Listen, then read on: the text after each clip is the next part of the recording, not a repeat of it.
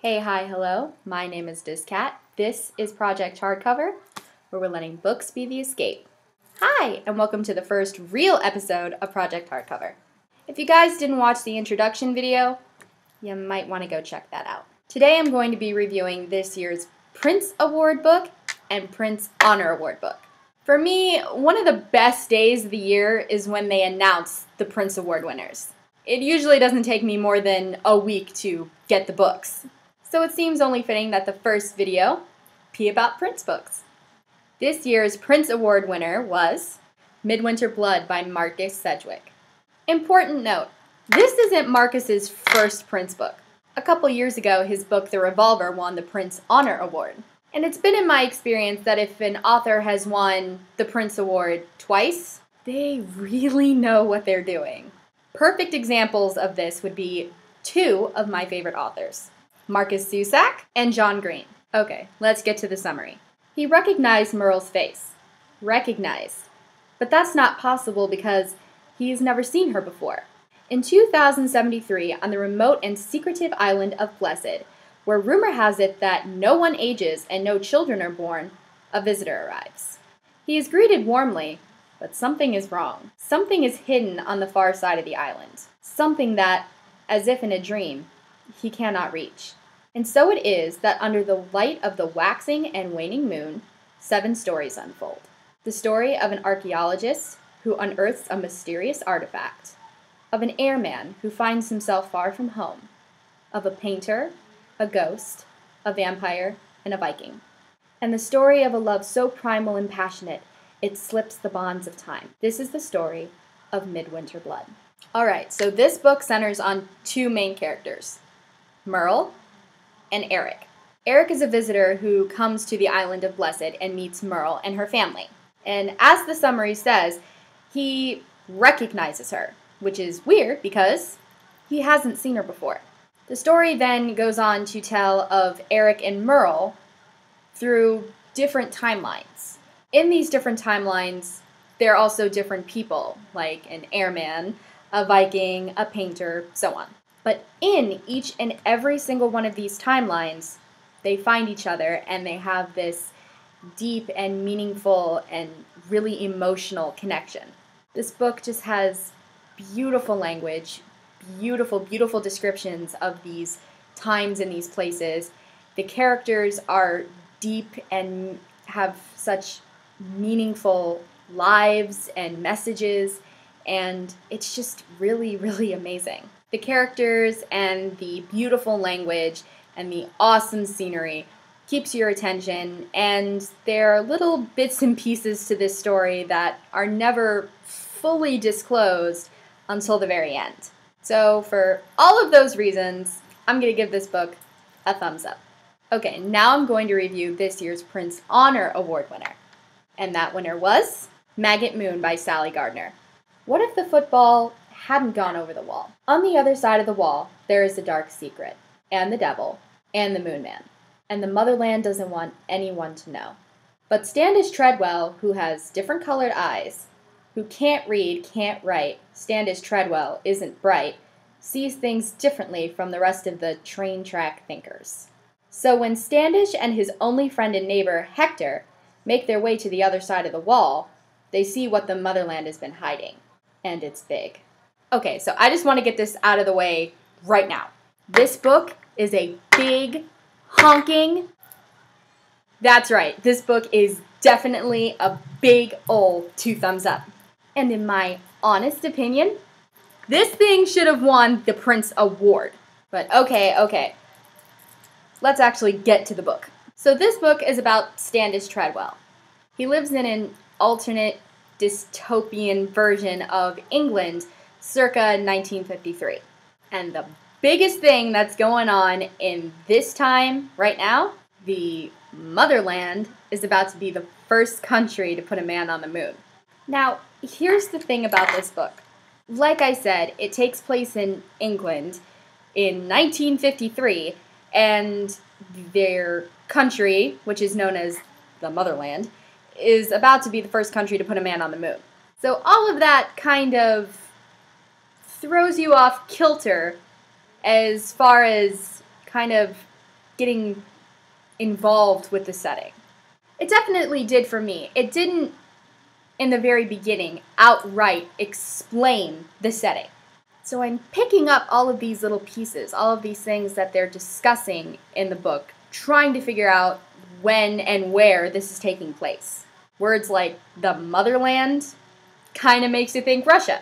The fact that they're about to be the first country to put a man on the moon makes you think of the United States. But then they tell you that it takes place in 1953. There's another thing, too. A lot of what happens in this book, what happens to the characters and how the environment works, how the government works, the schools, the people, everything, extremely, extremely reminiscent of World War II era Germany. So now you're thinking fascists and Nazis, but the Nazi-esque fascist people in the book are referred to as greenflies. So it really just kind of throws you for a whirl a little bit. So I know what you're thinking. Everything you just said kind of makes it seem like the book was confusing and maybe not so great. Absolutely not. Even with all of the confusing setting issues, this book is amazing. Standish and Hector, they are complex and beautiful characters, and their relationship, their friendship with each other and with their families and then with the environment around them is just so complex and beautiful and awesome. And I think that the whole setting issue was kind of done on purpose. Kind of reminds you that this type of thing can happen anytime and anywhere. So in that sense, it's kind of sort of a cautionary tale. But that's up to you guys. That's just my interpretation of it. You guys can think whatever you want, as long as you read it. And that wasn't a suggestion. That wasn't just an idea. That was a full-blown command. Go out and get this book. So anyway, like I said, this book, 2 thumbs up. Definitely one of my favorites now. So that's it for the reviews. Hopefully you guys were intrigued and will go out and get these books and let your minds be blown. Now for the book I'm currently reading.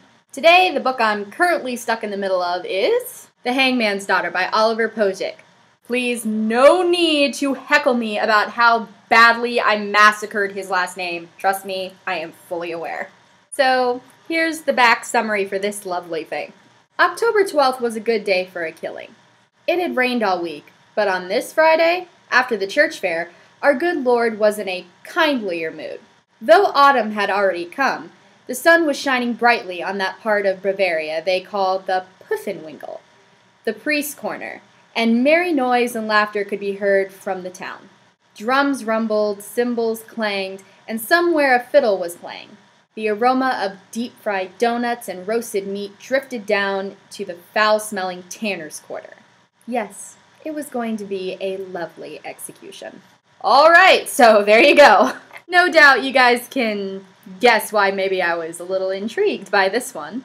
So far what I know is this book is about the Bavarian town of Schongau's hangman Jacob. Despite his dishonorable and scary title, he's actually a really, really cool guy. And right now, his town is in the midst of a terrible murder. And the poor midwife who brought Jacob's children into the world is being accused of the murder due to witchcraft. So far, it's really good. It's really intriguing.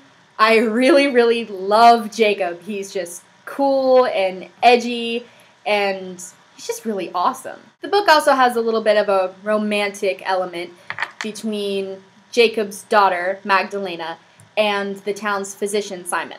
So far it's got intrigue, it's got a thriller murder mystery thing going on, it's got some magical elements due to the witchcraft, and it's got some romance. All in all, pretty good lineup, huh? Not to mention, because it's the, illustrated edition, it is definitely one of the most beautiful books I've ever owned. I mean, look, it's just got all of these really, really pretty illustrations in it. This one is my favorite. See, that's so cool.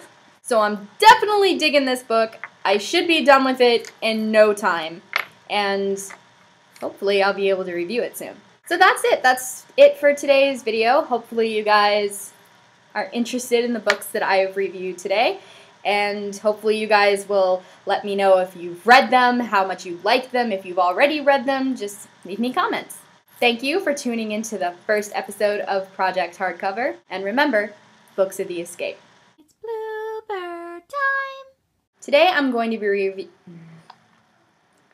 See if I can do this without doing 2 takes every time. Today I'm going to review... Obviously not.